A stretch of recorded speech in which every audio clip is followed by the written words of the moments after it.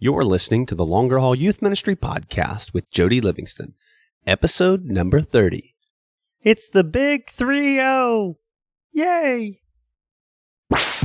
Welcome to the Longer Haul Youth Ministry Podcast, helping you survive and thrive in youth ministry. And now your host, Jody Livingston. Well, hey, everybody. Welcome to the show today. Thanks for listening wherever you are and wherever this finds you. Thank you so much for making this podcast today a part of your day. Super excited for today for this episode. And so welcome to the show. If it's your first time listening, thanks for coming over and checking the podcast out. And if you're coming back, thanks for coming on back. Hey, thank you so much to everybody who has left the reviews on iTunes. So encouraging. I can't tell you how much I appreciate it and really helpful, especially it's been really encouraging, especially the last couple months. I've just been in an incredible season of busyness, good and productive busyness, but just a really busy season for me. And so just trying to keep up with everything and stay at it has been a little bit of a struggle. And man, those reviews have been extremely encouraging and kind of helped me keep going here, even though we've not been super consistent in producing an episode every week. Still going at it. So thank you so much for heading over to iTunes and doing that for sure. Great episode today. I'm excited for it. And so you're going to want to make sure, if you haven't already, to head over there and subscribe to the podcast so that you do get every episode as they come out. And of course, you can follow me over on the Twitter sphere at Jody Livingston, that's Jody, and of course over on the Facebook at The Longer Haul. All the links and resources that we will mention in this episode today, you can grab at the show notes over at thelongerhaul.com/episode 030. Longerhaul.com/episode 030. Super excited about today's guest. Our guest today is Ben Trueblood, and he is in charge or oversees student ministry stuff with Lifeway Christian Resources. Super smart guy, very, very wise when it comes to the area of student ministry in particular. Has a unique position in the sense that he really sees ministers to, talks to a lot of youth pastors all over the country, sees the curriculum side as well as the ministry side there in his role dealing with that in Lifeway. And so today we are going to talk about burnout. And, you know, I just told you I've been in a real busy season. So this interview for me was really well timed in that. But, you know, the issue of burnout is really, really important. And it's one that you will likely face at some point in ministry. And it's probably a reason a lot of folks step out. And so we're going to really dive in and talk about kind of what to look for in that, how to overcome some of these things and really guard against it. And this holds true whether you are a volunteer, whether you are a bivocational youth pastor or full-time, regardless of the size of your church, of any of those things. Just the pace of ministry and the pace of life that we seem to run as a culture leads, I think, to a greater tendency of burnout. So today's episode is really, really important for that. So you're going to want to make sure that you stick around for that. Also, at the end of the show, will be some recommended resources for you. So stick around and grab those. And of course, all the links, again, you can find over on the show notes page. So make sure you check that out. Thank you so much again for making this episode today, this podcast today, kind of a part of your routine today. I hope you find it very helpful. And so with all that said, we'll jump in here to today's interview with Ben Trueblood. Well, hey guys, welcome to the show again. I'm excited to have Ben Trueblood on today to talk a little bit about burnout in youth ministry. And, you know, if you've been in youth ministry for more than probably a day or two, you've felt this coming at least certain times of the year, especially more than others. And so I'm excited to have you on, man, to talk about this. Youth ministry veteran from way back, kind of doing overseeing student ministry stuff for Lifeway. And talk to a lot of youth pastors, no doubt, in that, kind of seeing things from a different perspective there. So I'm excited for you to come and share. Take just a minute or two and share kind of your journey into youth ministry to this point. Yeah, man. super excited to be on your show. So I appreciate the invitation, and any opportunity to talk about student ministry is something that I jump on. So it's been what we've done both personally and as a family for the last 16 years. Been involved in student ministry in some way. For the last 3, that has been through leading the team with Lifeway students. For the first 13, that was in the local church, and served in most recently a church called Liberty Baptist Church in Hampton, Virginia. Amazing church out there. And so that's kind of where it's been in the last 13 years.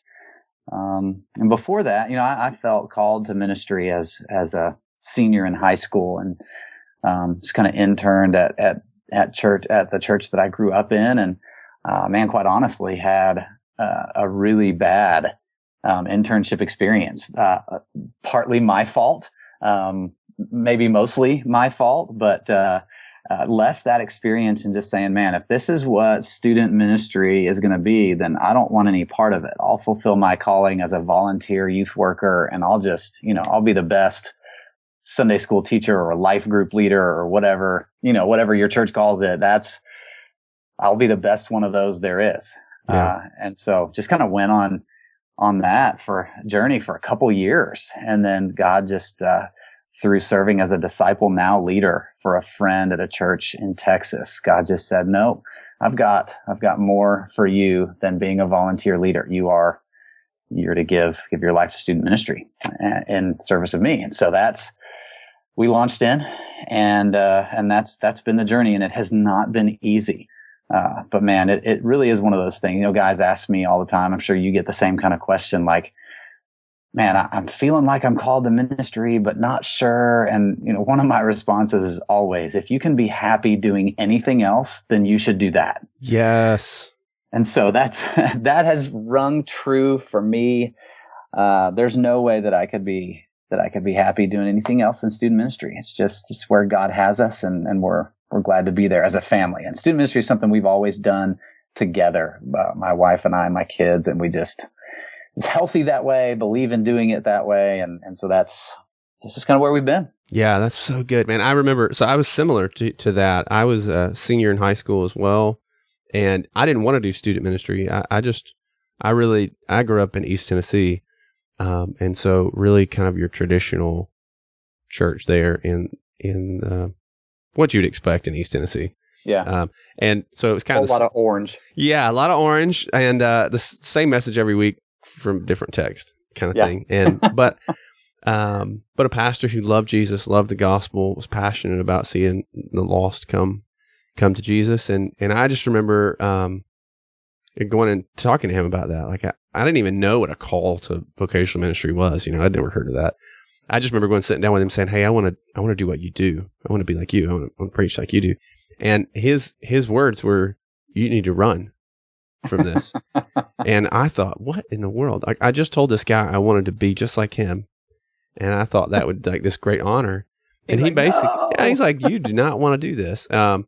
He basically said what you said. He said, "Look, I want you to really seek the Lord on this and pray.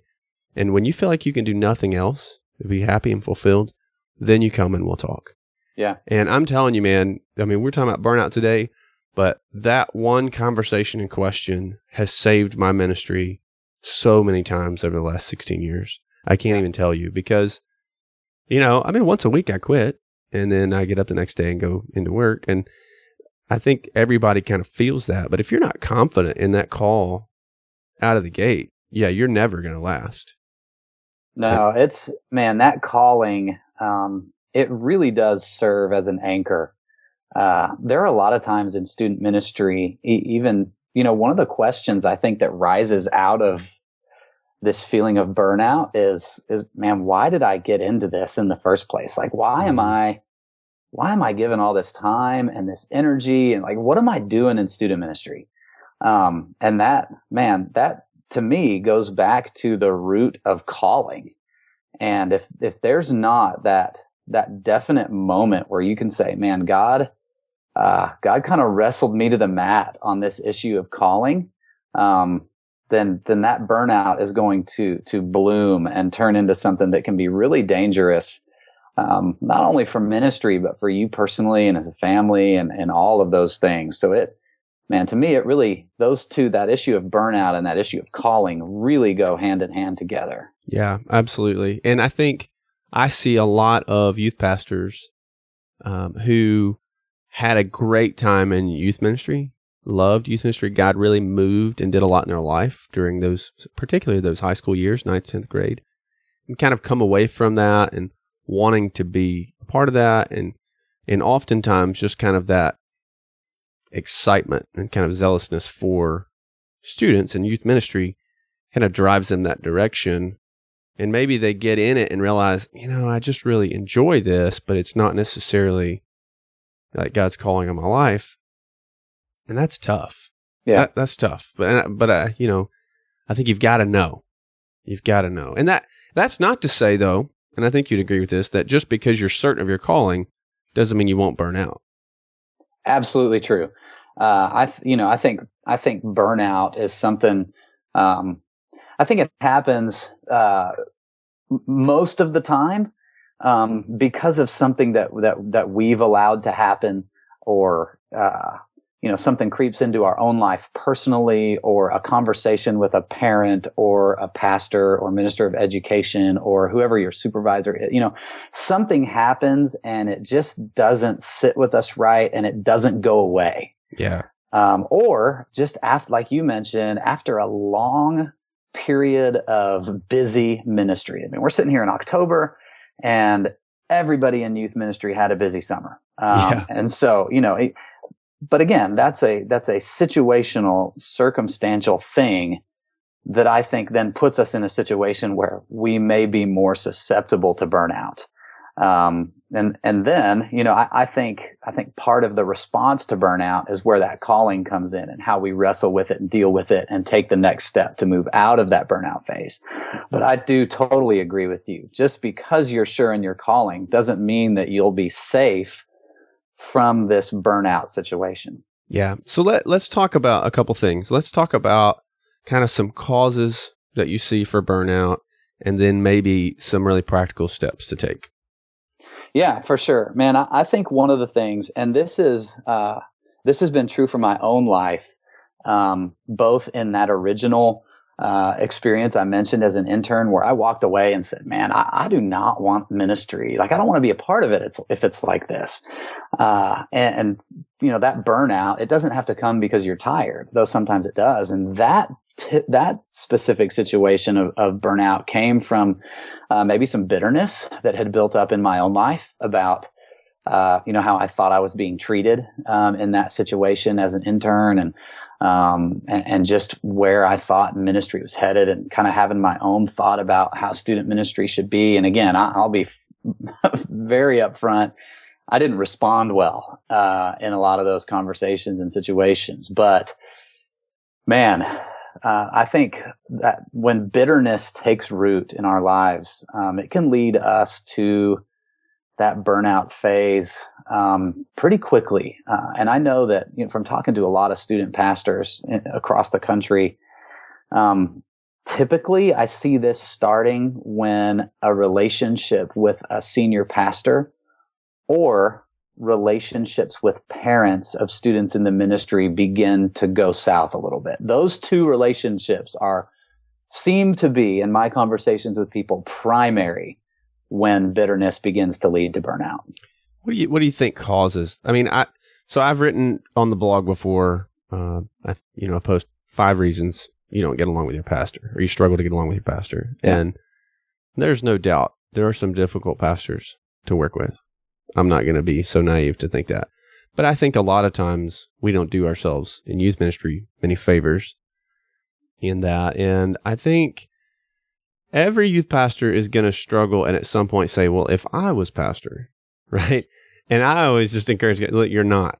So don't even, for sure, don't go there, because you don't, just like the people that you are criticizing that you resent, they don't know what it's like to be a youth pastor. You don't know what it's like to be a senior pastor. So let's 100%. Let's not pretend. But are there certain things that you think that you see kind of increase that tension or that bitterness? Yeah, I would say a couple things in regards to that. One, I think that youth pastors, I'm going to make a very generalistic statement here. So I know there's probably going to be a listener that goes, "Hey, I don't do that." But generally, I don't think student pastors pursue a meaningful relationship with their senior pastors outside of the church walls. I don't think that we put a lot of effort into scheduling an ongoing lunch appointment, like once a month with a senior pastor, just so you can be relationally in front of him, find out his interests, talk to him about things that he's interested, just the way that you would build a relationship with anybody else. I feel like there's almost this standoffishness, whether it occurs between a pastor and a student pastor, whether it's caused by everybody's just busy and so nobody takes the time to do that, or there's almost like this separation of position that keeps a student pastor from engaging. And a lot of leadership and organizational books would call it leading up. Yeah. But a lot of people don't do that. A lot of people don't engage in that. So I would just say, man, we don't take the step. I think the view from a lot of people is, man, he's my boss, he's my pastor, he should take the step forward towards me. Yep. Well, if we wait for that, man, it may never come. And if you take the step forward to him, it could end up being a relationship that you have for the rest of your life. I mean, that my pastor from Virginia, his name is Grant Etheridge, and he is an incredible pastor, and he and I have a solid relationship, and we talk still at least monthly, and just whether it's a text back and forth briefly or a phone conversation, we stay in touch with each other, and that is a relationship that I'll treasure and have for the rest of my life. But it's because of intentionality. Yeah. And so I think that's one point I would make. Another one, that your senior pastor, youth pastors, your senior pastor needs you to be his biggest cheerleader. Yes. Your vision and mission for student ministry should not be different from that of the church. And so, like, whatever cute little tagline you have on your ministry, like it should match the cute tagline that they have that is there for the church. Yeah, but my t-shirt's better. That probably so. But, it should, mission and vision should not be separate from ministry area to ministry area. And when you know and can articulate the mission and vision of the pastor, and you do that to your students, man, that does a lot for relationship building, and not just relationship building, but trust and loyalty building. When your pastor knows that you're going to bat for him, when that parent sits down in his office and begins to talk about you, he's going to go to bat for you, because there's loyalty and there's trust that's already built up. And he knows you.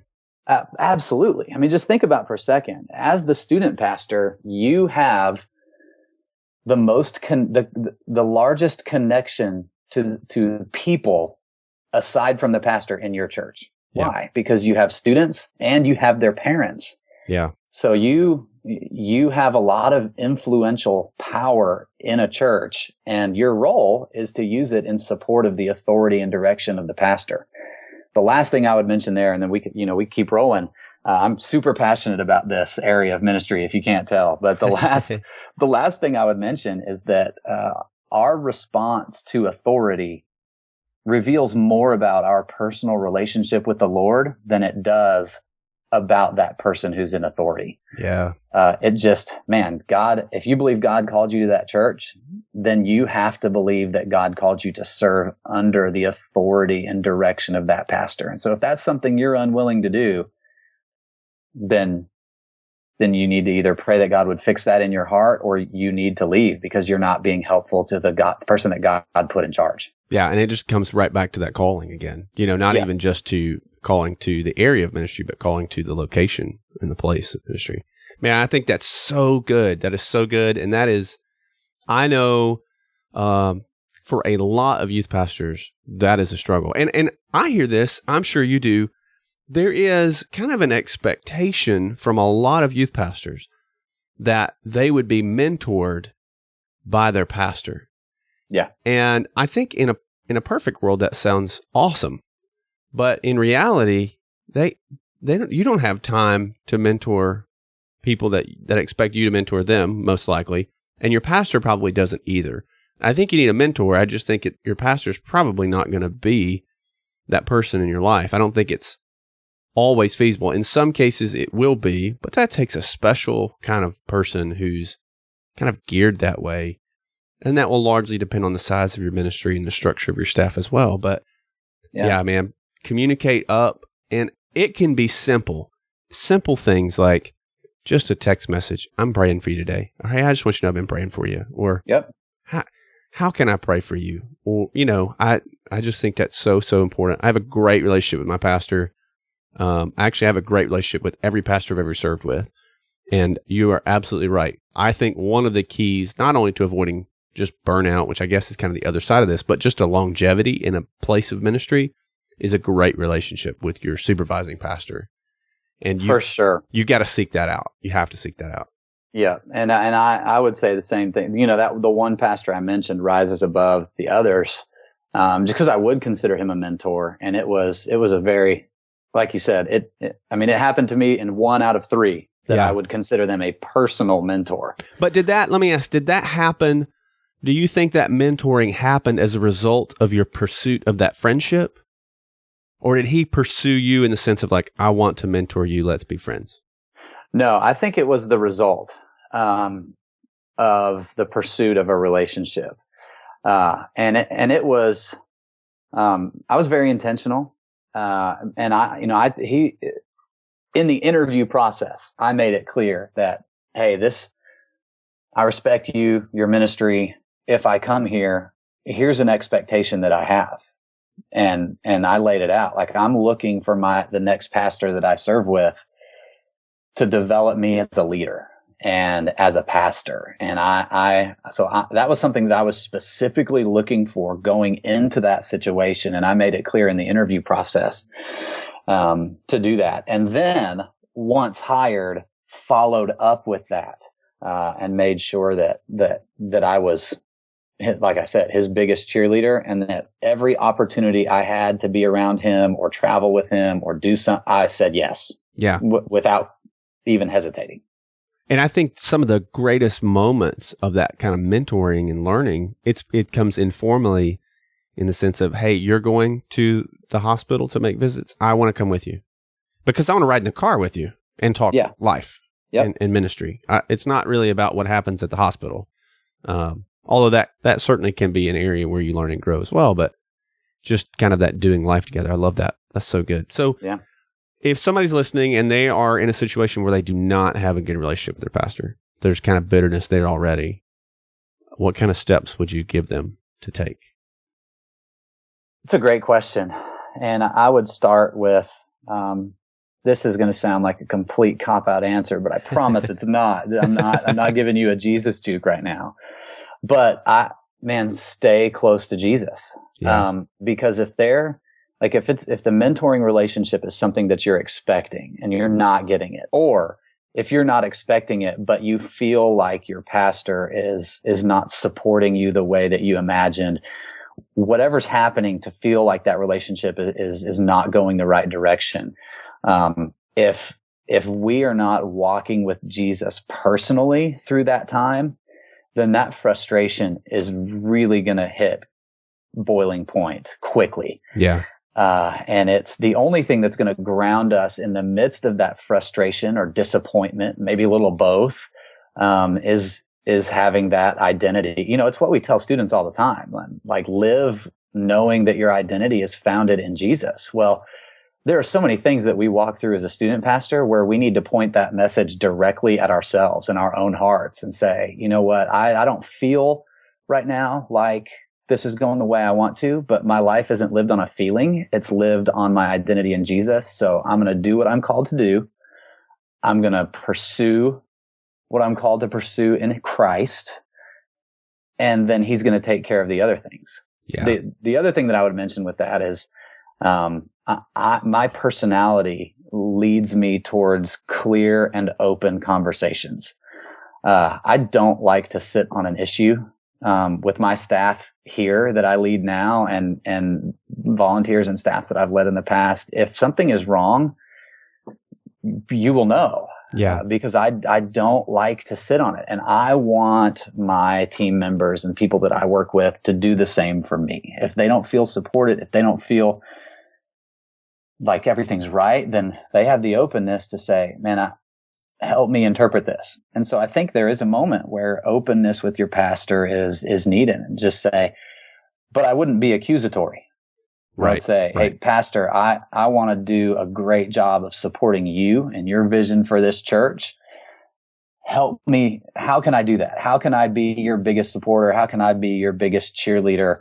And you'll like, if things begin rolling off of his tongue immediately, then you'll know that those are probably some areas where he's not feeling that you're fulfilling that.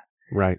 If he says general, well, you can just be praying for me. And then that probably tells you that he, one, either doesn't like conflict, or two, that what you're perceiving isn't reality. So. Yeah, that's good.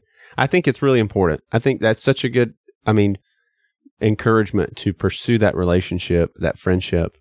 If for no other reason, just for a very unspiritual, kind of pragmatic thing, like most churches will not fire a pastor.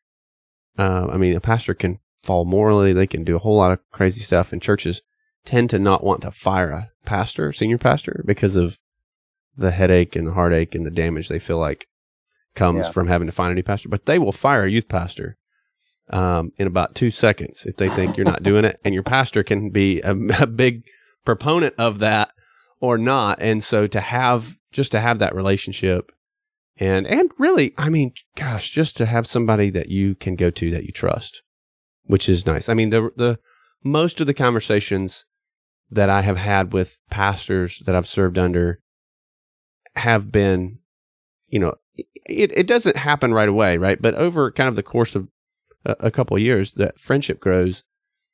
Everything else just gets easier.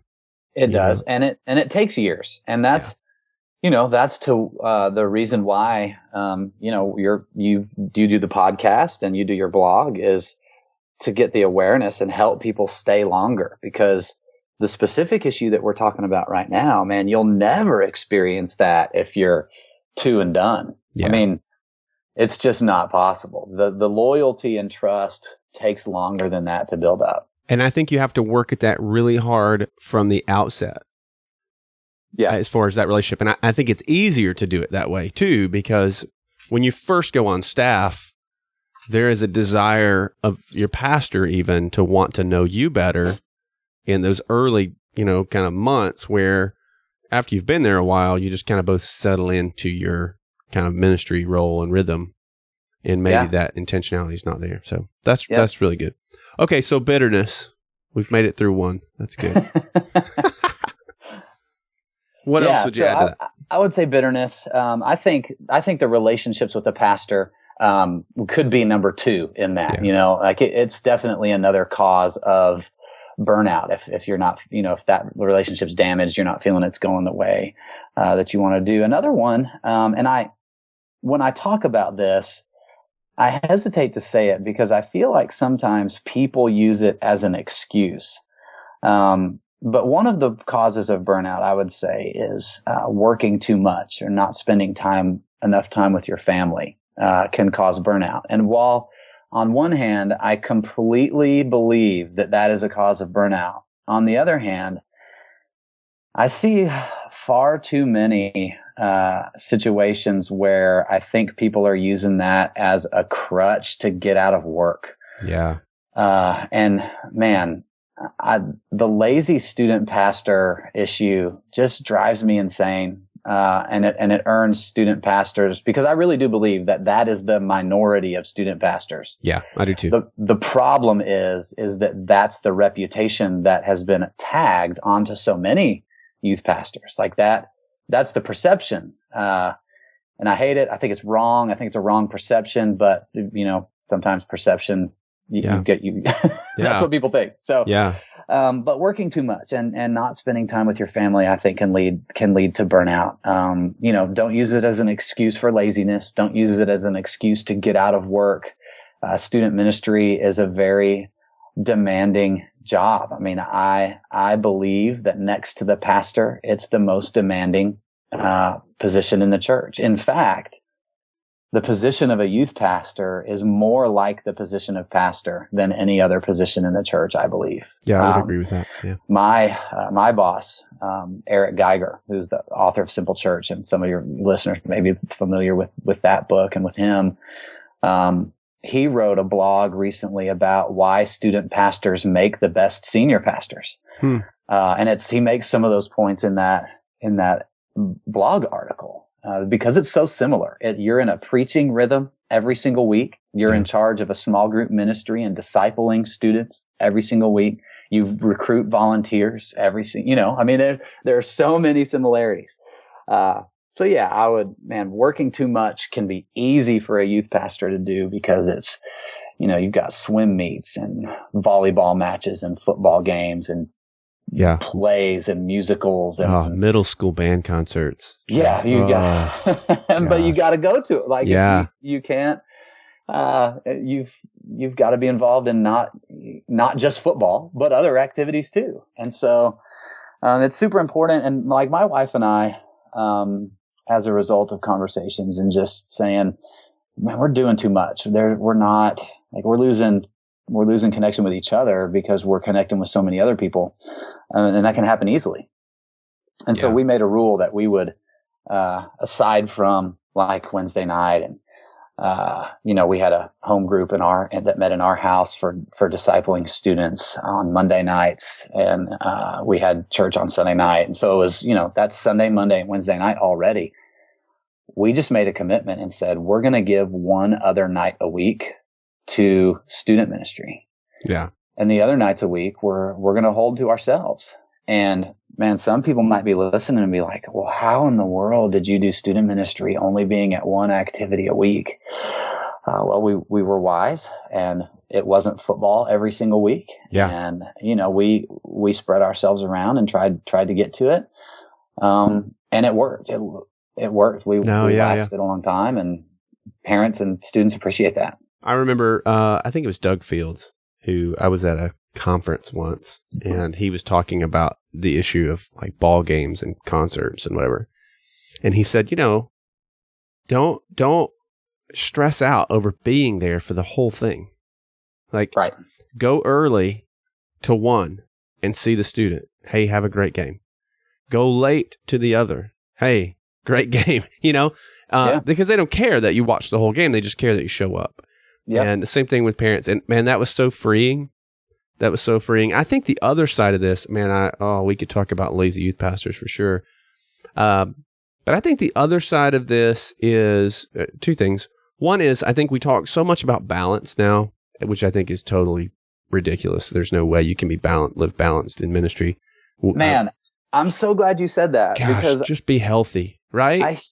I hear it all the time. People talk about balancing family and ministry. And there is no balance. It's a myth. It's not going to happen. You will lose one or the other if you're striving for balance. So, and my wife's been on the podcast, so we talked about this specifically, that, strive for health, that there are seasons where your ministry is going to need more attention and effort than others. And there are seasons where your family needs more attention than others. And knowing when those come, and there's a rhythm to student ministry, when that's coming most of the time. I mean, you can see that coming. And recognizing those times and being able to, when you come out of a crazy summer, you've got to know that you've got to take a break. Like, even if it's just one day, you've got to kind of go somewhere.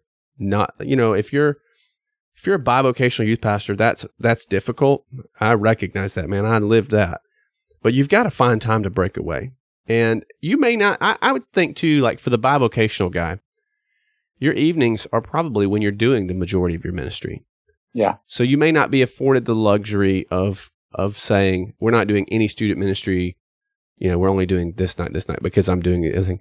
But I think you still have to be wise in what you're doing, in the sense that whatever you're doing as life, invite them to be a part of that rather than creating another thing that's pulling you away. So maybe you're inviting students for dinner, inviting them to help you with yard work, inviting them to go run to Home Depot with you, put up trim, rake the yard. I don't know what that looks like, but those are all great invitations. Yeah. Because then you get your stuff, a mission project at your house. Yeah. It's so mentoring is taking place, discipleship is taking place. You're getting an extra set of hands that you're not having to pay for, and you're doing ministry. And, I just think be wise with your time and work hard, work hard. I think part of the reason, and I'm mindful of this in my own ministry, that there is a perception of laziness. And so I really go out of my way to be above reproach in almost everything. And part of that, I think, comes because nobody knows what the youth pastor does. Yeah. And that kind of goes back to communicating up again. They don't see you. The church as a whole doesn't see you at the ball games. They don't see the students at your house. They don't understand the mass amount of text messages that you're getting and dealing with, or the phone calls you're fielding, in the middle of the night, or, the crisis that's always happening, right? There's always a crisis. They don't see that. So they just think, oh, well, you just do Sunday morning and then you play with the students. Play games with students. And a lot of what they hear and see that's being communicated through the church bulletin or from the pulpit or from wherever is the fun stuff, the events, the activities. They're not privy to the ministry side that you're doing. So I think you've got to really work to overcome that. Yeah, that's true. That's so good. Cool. So what are some things then that we can do? Is there anything else that you want to mention towards a cause to bitterness before we move to some steps to take? I mean, a cause for burnout before we move, steps to take to kind of come out of it? Or avoid it? The last one that I would just mention quickly is burnout can come from having unrealistic expectations on yourself. And that just goes back to I think student pastors want to grow. They want to grow students in their relationships with the Lord, and they want to grow by seeing students come to know Christ, and they want to have more students coming to their ministry. But when we begin to define our success in ministry or define fulfilling our calling by just a spreadsheet, I think it can really lead to bitterness, and can lead to burnout, because we're expecting from ourselves and leading that ministry in our own strength, and saying we can really easily turn to, man, what am I doing wrong that's not happening, that's not causing X to happen? Yeah. And, again, that goes back to the work hard. You can't use this as an excuse to be lazy, but at the same time, man, student pastors need to realize that God is in charge of the results. Be strategic, plan, be organized, work hard, be faithful to the gospel. But God's the one that's going to grow this thing, not you. And when we start thinking that it's us that's going to grow it and it doesn't happen, man, burnout's right around the corner. Yeah, and I think oftentimes with that, we spread ourselves too thin. I just had this conversation with a youth pastor last week. Especially if you're at a church and you've got about 15 kids, 20 kids, you have a great opportunity to really pour in and invest in a much more focused manner than a ministry that has several hundred, because maybe most of your kids go to the same schools. Yeah. But even in a ministry with several hundred, I would just encourage, youth pastors, don't feel like you have to be everywhere. Find the open door, if you will, wherever that's going to be. So if we're talking schools, for example, campus ministries, maybe one campus is easier and there's a little more of an open door there. Don't feel bad about investing your effort there. And be stressing out because you're not really doing the same amount of ministry on other campuses. You just may not be able to do that. And that's okay. That is okay. And man, everybody wants a bigger ministry, but I'm telling you, everything scales. So all the problems you have, all those things, the people, the drama, the ministry, all that scales up. And so, bigger's great, but it's not everything you think it would be, in that. And so I think having those realistic expectations is really important, and it's really hard. That's really hard. It is. And it's an issue that I really struggled with early on in ministry. And it's something that I would walk off the stage on a Wednesday night and, we'd finish up what we were doing, clean up or whatever. And I'd get in the car to drive home, and I would be grading myself on that Wednesday night based on, response of students and how many students came to know Christ, if any, that did that Wednesday night, and those kinds of things. And man, it took somebody, a mentor of mine, at one of the first churches I served at, just really getting in my face, and the Lord kind of saying, man, how prideful are you to think that this all comes from you? And it was hard. It was a hard thing to walk through, and it was a hard thing to hear from the Lord and hear from this guy. But man, it totally changed my outlook on ministry over the next year. And I'm thankful that happened early on. And so I approached ministry in a different way, in the local church for the rest of my time there. But it doesn't, that temptation comes up frequently. It never goes away fully. It's like the old self that constantly tries to jump back on our back and bring us back down. That's how often that thought and temptation stays there. But man, just being free to be faithful to the gospel and to the Lord, and allowing Him truly to take care of what He's going to take care of is an amazing place to live. It's not easy, but it's an amazing place to live. Yeah, it's that tension of setting goals for your ministry and for yourself, but then being okay with investing where you are, right? Yeah. Not being so caught up in what your goals are to achieve that you don't really faithfully invest in the now. Yep. And I'm glad you said that. I am a huge fan of goal setting, and clear goals that you can measure, not just, man, I want to disciple more students this year, right, or I want to see more students come to Christ, but I want to see X amount of students come to Christ and baptized in my church this year. And I want my small groups to grow by X, clear, measurable goals. I'm a huge fan of that. But at the same time, those goals don't define you, but they help you evaluate your processes, your plan, your strategy, and all those things are keys to having longevity in ministry, I believe. Yeah, totally agree. So then let's move to some steps to take if you feel like you're drifting into burnout, or maybe you're not there yet, but you will be. Yeah. So we mentioned staying close to Jesus in regards to the pastor relationship part, and so I won't revisit that, other than just to say number one has to be your own personal relationship with Jesus. It's so easy to prepare a message every week and think you're in the Word, but that's not reality. Yeah. The next one that I would say is to make a personal development plan. At the beginning of each year, set out goals, not related to your ministry. Set out goals for you. Think about, man, what are the things I want to see happen in my own life this year? I want to take my wife on a date. If you're married, take my wife on a date 12 times a year. Or maybe you're a lady out there that's doing student ministry. Go on a date with your husband 12 times a year, once a month. Or I want to do a family activity, one weekend a quarter. We're going to go overnight, or we're going to go camping on a Friday night and Saturday, or we're going to, whatever that looks like for you. Set goals.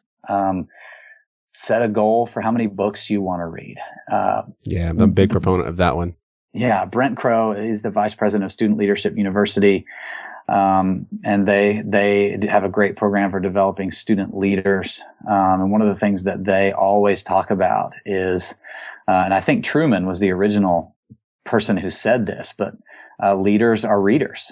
Yeah. And man, there's no shortcut to learning in that. If you're going to grow in your leadership this year, then you have to read. You have to find books, and don't just read more ministry books. Go outside of those parameters. Read some business books. Read some organizational books. Read some read a wide variety of things, so that you're constantly expanding your mind. Read on theology. Read on, you may, as a student pastor right now, you may not be a parent, but grab some parenting books and brush up on what parents in your student ministry are dealing with, because they're dealing with the students in a completely different way than you are as the student pastor. And knowing a little bit about parenting and what books are saying can be a huge help for you. And I would even, say set goals for stuff that you enjoy doing away from work. Like one of my goals this year is to kill a turkey. So. Hey man, Thanksgiving is coming. You're running out of time. I enjoy hunting, and so, I'll set a couple goals with that. I had another goal this year to start learning how to play the piano, and so I set goals for everything, but it's because I want to have a plan for the next year. I want to grow in a lot of areas that I've never grown in before, and family definitely needs to be a part of that, because another super practical way to get out or avoid burnout is to invest in your family. Yeah. Take time to do that. I think, as I'll speak for the men in this, because I am one, I can speak more with more clarity on that, I would think. But sometimes, like in our off time, we get zoned in on a hobby because we want to relax and we want to check out and we want to have some downtime. But man, maybe more of our hobby needs to be hanging out with the family. Yeah. Yeah, that's good.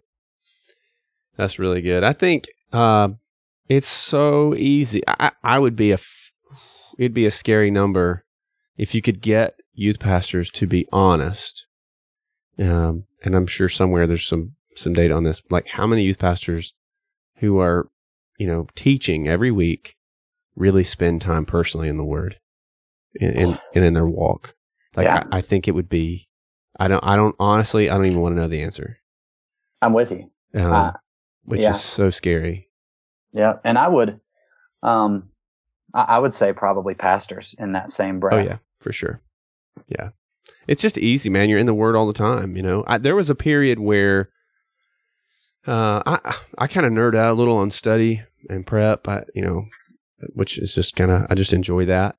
And there was a period of probably about a year or two where I couldn't read from like a New American Standard or, an ESV because I'd start outlining that during my quiet time. And so I had to go and get like the Message remix. I couldn't even do the Message. It had to be like the remix, just something that was totally, paraphrase that I would probably not use for study typically, just to be able to stay and be able to really focus on my relationship with the Lord and kind of wean myself out of that like teaching mode, like always having to be kind of in that mode. And I think that's really, really hard. And I love setting the plans and the reading goals. And here's the thing too with that, because I hear a lot of excuses around that, like, well, I'm just not a reader, but look, with today, get up an audible.com account and listen to books. There are plenty of ways to do that you don't have to sit and read, or I don't have time to read. Well, you're probably in your car a lot. I don't know.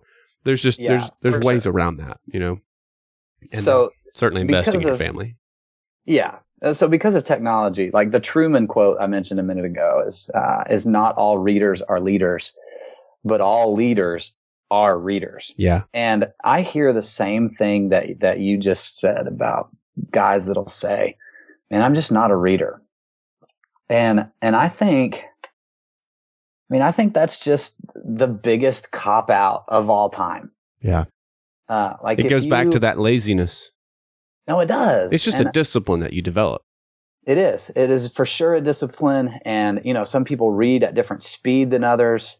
And some people retain a lot more. Like I wish that I retained more from my reading than I do. I have to be really careful to write and make notes in the books that I read in, or it'll just go in one ear and out the other. But if you care about what you do and you want to be better at it, you have to read or listen, like you mentioned, on the way to work or while you run or exercise or whatever. You will make time for this to develop yourself if you really care about what you do. Yeah. Totally agree. Man, those are great. That's awesome for sure. Really helpful. And I think, the truth is, if you're listening and you're not in a season where you're feeling burned out, you will at some point. And so to know how to recognize those things and what can cause those things, and then how to kind of curb and prevent that. So important. So important. Well, cool, man. Any last thoughts on any of that? No, the last thing I would mention one more practical thing. This is going to be like a super long podcast. I apologize. No, you're good. But no. The last thing I would mention on just practical how to avoid burnout is to avoid what I call template student ministry. Yep. And that just means, man, it worked for this guy, so I'm going to take his 3 principles or his 4 words, and I'm going to plug it into my ministry, and I'm going to do it exactly like they do it, and it's going to work exactly the same. And that's just not, that's not true. And so I think when student ministries do that, they can tire over that model because, number one, they may not be passionate about it because they just read it or heard somebody talk about it and they threw it in there. You're really only going to be fulfilled when you're doing ministry the way God has called you to do ministry in the context that works in your local church. Yeah, that's and so your good. People are different than the people down the street. And so do ministry the way God's called you to do it. When we get into this template form, it just doesn't work. Now, having said that, I do believe there are some principles that are not specific to context. They rise above that. Healthy student ministries, I think, all share some similar things. One of those being they see students come to know Jesus. You know, if you're in a healthy student ministry, there are going to be moments where you see students come to know him. You're going to expand God's kingdom. And we could spend another 45 minutes talking about what those transferable principles are, because I think there are transferable principles, but to take a model and plug it in and just hope it works, that's not, man, God has called you, student pastor, to do ministry a certain way. He's gifted you to do it, and he's put you in a church that's specific to you. God's put you as a shepherd over those people. And so, man, do it the way he's called you to do it instead of the way he's called someone else to do it. Yeah. And it will most likely, if you're serving, let's say you're at your, like a second church or a third church, it will probably and should look different than it even did at your previous church. Yeah. Because the context is different. Yep. Totally agree. And so, but at the same time, it will almost always take on your personality if you stay long enough. So there'll be some commonalities there, but yeah, in the context of your church, your vision, the mission of your church and your community, man, absolutely. I think we set ourselves up for failure when we try to template, like, copycat. Yeah, and I agree. That's unrealistic expectations. This church did this and they're reaching, 20 kids. They're baptizing 500 kids. And well, if your church is 500, you're not going to baptize 500 students. And if you did, you couldn't manage that. Like, that's not even a manageable ministry. If all of a sudden that begins to happen, there's no sustainability to that. So yeah, ministering and just that faithful day to day, be who you are, where God has called you to be, effectively reaching those who God has placed you around. That's really, really good, man. Yeah. That's cool. Any resource you want to throw out? Yeah, something that that our Lifeway student team, I personally am super excited about it, is the new gospel project, Chronological. So it released this fall, started you can still get in and start right at the very beginning. But it's a Christ-centered chronological study that takes students on a journey through the storyline of Scripture. So helps them understand that the Bible isn't just a collection of stories, but it really is just one story of the big picture of what God has planned for the redemption of people. And so it's a super, super cool study. It's a great way to walk through the Bible, again, Genesis to Revelation, chronologically, while all the time pointing students to Jesus in all of Scripture. So they're going to be in the Old Testament, and they're going to see how things point to Christ, as well as obviously in the New Testament. And so I am thrilled to death about the Gospel Project as a resource for students. And we had a lot of student pastors. Something we do, a lot of people don't know this about what we do with Lifeway when we put together curriculum. But every time we do a study like the Gospel Project, we have advisory teams of student pastors that come to Nashville, and we put it in front of them and say, hey, would you use this? Why or why not? Help this get better. So all the curriculum that we put out now, it really has been shaped and formed by student pastors in the local church. So that's something I am really proud of as a guy who loves the local church. And man, my role now is to serve student pastors. And so that's something we're really proud of. And we're really proud of the Gospel Project as it has gone through that process. Yeah, that's awesome. I know I recommend for parents a lot, especially who have younger children, the Jesus Storybook Bible. Yeah, and fantastic. We've used that with our kids forever. It's the only book, like even right now, like my oldest is 12 and my youngest is 6. And I can sit down and open up the Jesus Storybook Bible and everybody's just, man, right there. But I love that kind of everything pointing to Jesus, kind of as you walk through that meta narrative of the gospel and of the Scripture. So, man, great study. Definitely, if you're listening, go check that out for sure. And then if folks want to connect with you outside of this online somewhere, where's the best place? Yeah, a couple places. So Twitter would be one, and I am at Ben Trueblood.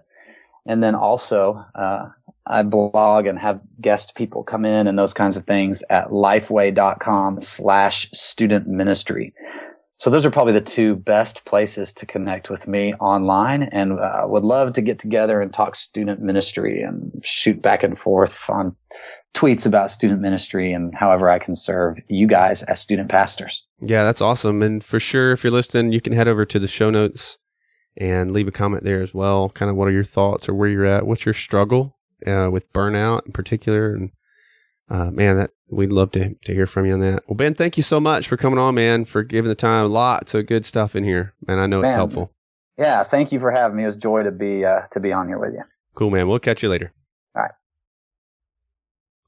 Well, I hope you enjoyed that interview there with Ben Trueblood. Such an important topic for us as ministers and those who minister to students is just to be able to last. You know, one of the big proponent and theme here that we are trying to encourage, I say we, me, and the rest of you who are part of this longer haul community, is just longevity and staying put, staying faithful, and continuing to be able to minister and last, survive, and thrive in this thing. And so being able to recognize burnout, avoid that, really, really important. And Ben gives such great practical advice in that. I hope you'll go back and listen to this again if you're in the car or someplace and really take notes of some of these things, because I think they are so important and so helpful in that. So thanks for listening to that. Again, the links there that he mentioned for the Gospel Project will be on the show notes page. You can go check that out. And also, I wanted to let you know, if you've not listened to episode 7 with Steve Parr, I want to really encourage you to go back and do that.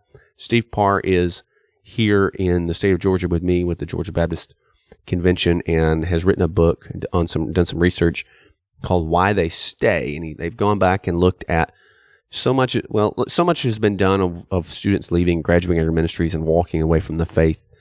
And Steve went back and he has gone back and done the research on the opposite end and found students who stayed and decided to figure out what it was that was kind of causing them to stay. What is it? What are the common themes and characteristics there? He shared a lot of that in that podcast interview, but the book has just released. I have read it. It's phenomenal and extremely encouraging for both pastors, youth pastors, parents. And so Why They Stay, really, really, really good. It was every bit as good as I hoped it would be and thought it would be. And like I said, just really practical and really encouraging. So go back and check out that podcast episode. You can also head over to whytheystay.com. I believe and check out the website there. Grab a copy of that book. It's really, really good. Easy read and just very, very, very practical in that sense. So make sure you check that out, as well as head over to today's show notes page at thelongerhaul.com/episode 030. Check out the notes from today's episode as well. And that'll do it for today. Thanks again for tuning in and making this episode today a part of your day. And so until next time, give them Jesus. Thanks for listening to the Longer Haul Youth Ministry Podcast at www.thelongerhaul.com.